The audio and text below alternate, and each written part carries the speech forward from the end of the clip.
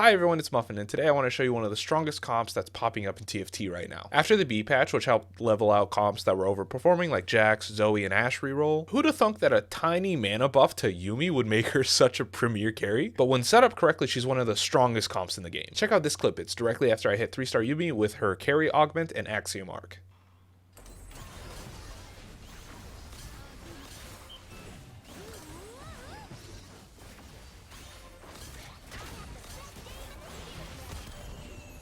That's 15k damage in 10 seconds. And while those are like perfect items, I find that this comp is still pretty good even without the carry augment. It only gives you like full crit and a little bit of AP, and I even averaged between a 3 and a 3.5 placement playing the comp. So today I'm going to teach you how to one-shot enemy backliners and play Yuumi Reroll. Now this comp takes advantage of the fact that Yuumi is a mascot and the overlap that has with the super trait in Malphite. Supers will help buff up Yuumi's damage, making her able to kill really strong enemy units quickly, while mascots will heal your frontline so Yuumi doesn't have to 1v9 a bunch of frontline units all by herself. That would be horrible. Supers gives bonus damage based off of how many 3-stars you have on your board, so you want to have as many 3-stars as possible, especially mascots, because mascots heal based off of how much HP they have, and if they're 3-star then they have significantly more HP. Get enough of them and your team becomes a brick wall that the enemy can't get behind, while Yuumi is able to snipe the enemy backline and then whittle down the front line, and you just win the game. Itemizations for Yuumi is blue buff pretty much mandatory. She can't operate without a mana item. If you do have predatory precision, her carry augment, which allows her ability to crit.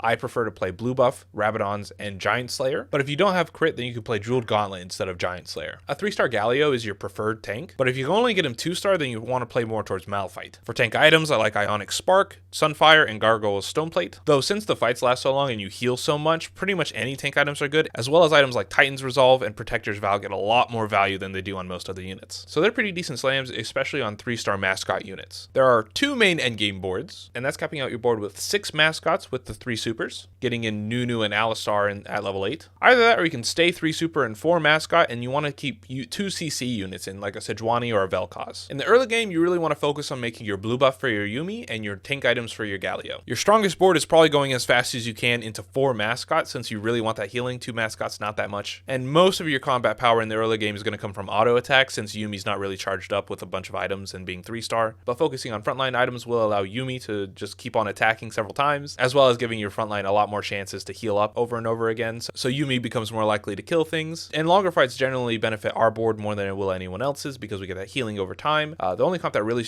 counters us strongly is Ashe at this stage in the game, mostly if she has Rageblade on. I wouldn't level in stage 2 unless you already have 4 mascot and you want to play strong because you just have so many strong units. If that's the case, then you probably lose the opportunity to really roll down at level 4, but you can still roll down for your 3-star units at level 5. Since we prefer to have a lot of 3-stars though, we generally want a lot more econ, and so normally a lose streak strategy is actually going to be a bit more consistent. Through stage 2, you should definitely hold every mascot unit that you find except for Alistar. He's too expensive and we're not going to fit him on the board. We're going to add him in later once we go level 7. Once you get to 3-1 after Krugs, if you've been lose streaking, then you should be 2 experience away from going level 5, as well as have around 50 or to 60 gold. What you can do here is if you really need to 2-star some units, as well as if you're already really close to 3-star units, is you can roll down your gold down to level, probably like 30 gold or so, just to capitalize that you have better odds at 1 cost during level 4 instead of level 5. I wouldn't go much past 30 gold though, because if you miss, then you're going to have a long time trying to get that econ back up, and since we want to hit a lot of 3-stars, it's not advisable to really waste our econ like that. Generally, I would only advise doing this if you really want to add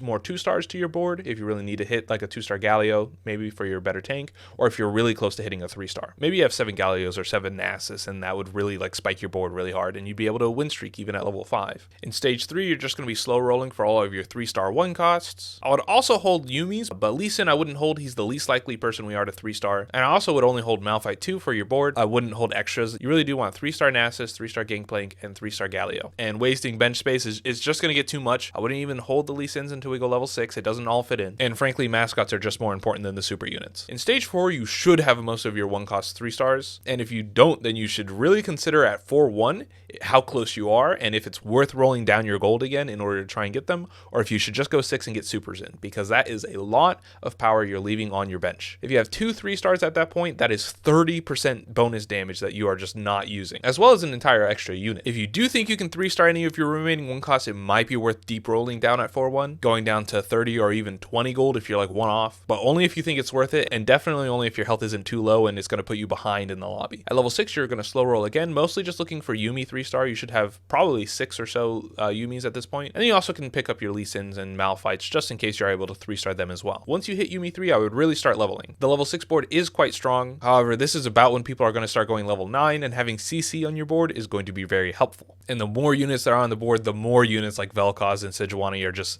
so good. And while 3-stars are good for your board and do add a lot of value, at some point it's only 5% damage, and staying level 6 instead of adding really good utility to your board is only going to make your team weaker. Is staying level 6 really worth 5% bonus damage on a Yuumi, or should you add a Sejuani who's going to freeze the enemy Zed for 2 seconds, allowing your Yuumi to actually kill him? So once you have the Yuumi 3, I really recommend going for one of these endgame boards at level 8. This is normally where I talk about positioning. I really like Yuumi in the second row. Sometimes she can work in the third, but I really like her in the second, especially if you have 6 mascot, because she's going to heal through all of the splash damage and it really isn't going to be a problem. The main reason is because she snipes at the farthest enemy within her attack range, and if you have her in the third or fourth row, a lot of the times the farthest unit is actually going to be a frontline unit. Aiming her is really tricky, but what I've noticed is that when you have her more towards the center of the board, she's more likely to hit corner units, and if you have her more on the side, she's more likely to hit enemies in the center of the board. A lot of the times even using them on tanks instead of more important units like a Misfortune or a Soraka. With every other unit, you really just want to make a wall of people who can't attack Yuumi, and I like to position this Gangplank in the back to help get aggro for any enemy hackers that come back. Now this comp really does spend a lot of time rolling, so going level 9 is almost impossible unless you have really good econ or you just got lucky with rolls. The end game is mostly trying to get everything 3-star and 2-star at level 8. If you have items for Nunu, or if you have a Nunu 2, I definitely think that the 6 mascot board is stronger actually, but it also has your team literally double their healing. But since a lot of other people are actually 9 already, Nunu might be contested, so a couple of other splash units that you can really use are Sejuani, Vel'Koz, Fiddlesticks, Urgot, and Neela. I think these are all really good usage. Neela for healing, and then the rest of them for CC, and Urgot actually gives you a little bit of econ and even item components, which can be really good. At this stage, it's mostly about dodging enemy Sejuanis and getting to their carries as quickly as possible. If it's impossible to frontline your Yuumi without getting Sejuani'd or CC'd in general, you can start to backline her, because this is the fastest way to the enemy backline, because she's just going to whittle down the enemy frontline, and especially the enemy Sejuani, so that she doesn't get to ult several times. And if you're going to lose the matchup in the first place, this at least allows Yuumi to get a couple of kills in and save some HP, and maybe give you a better placement over some other people that are losing in the lobby, and help guaranteed like a third or a second. The other option is maybe your frontline actually out heals the enemy damage, and you're able to whittle down their frontline before they whittle down yours, and you get to their backline really quickly. Some really good signs that you should go for this comp is if your first augment is Think Fast, where you can roll down for your 3-star 1 costs, Galio, Nasus, Gangplank, and then you just go level 6 and reroll for your 2 costs. Rich Get Richer is really good. You'll lose streak into strong econ, and then you'll slow roll for your units. Mascot Heart and Emblem are really good, so you can get to 6 mascot without even needing Nunu. Hustler I haven't tried, but I think it's pretty good because you can roll for your 1 cost at level 3 and level 4 now, because you don't have to worry about interest, and there's really good odds at level 3. It's like 75% 1 costs. The Yuumi carry augment Predatory Precision is really good,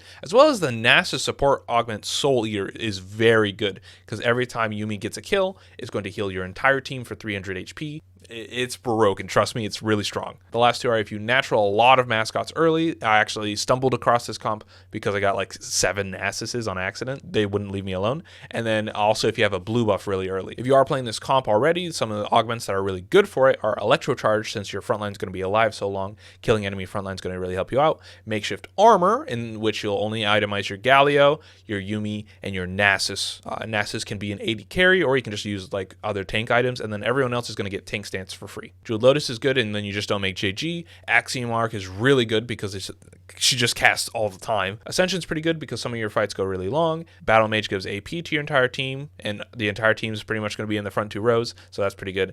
Last Stand gives tank stats to your entire team if you do go down to 1 HP. Trade Sector just helps you get 3 stars really easily. Supers Heart lets you drop Gangplank entirely, and you can just add any other useful unit, or you can go Supers and form Mascot at level 5 and not have to worry about rolling for Gangplank. Plus now you can fit another CC unit into your board. Golden Ticket is broken. It just gives you every unit you need. Item Grab Bag and Component Grab Bag are really good because making a lot of just having spread out items across your entire team makes it so hard to kill, and it's a brick wall. And then lastly, you can use featherweights. I would not in a prismatic lobby. It doesn't help this comp too much. All your units pretty much are 2 cost, so they will get benefit out of it, but I would not in a prismatic lobby. Silver or gold are okay. But that's how I've been playing Yuumi. Let me know how this works out for you guys in the comments down below. I really hope it goes well for you guys. It's been doing well for me. It's been helping me get pretty much to diamond right now. And if this guide helps you gain any ELP, please consider subscribing to the channel. It really helps me out. And I make guides like this whenever I find them. And as well as I'm currently working on a playlist of videos where I teach like new beginners or people who are more intermediate into the game and teach them some of the basic mechanics or strategies and how to get really good at TFT. And with that, I've been Muffin. You guys have been amazing, and I'll see you guys next time. Peace.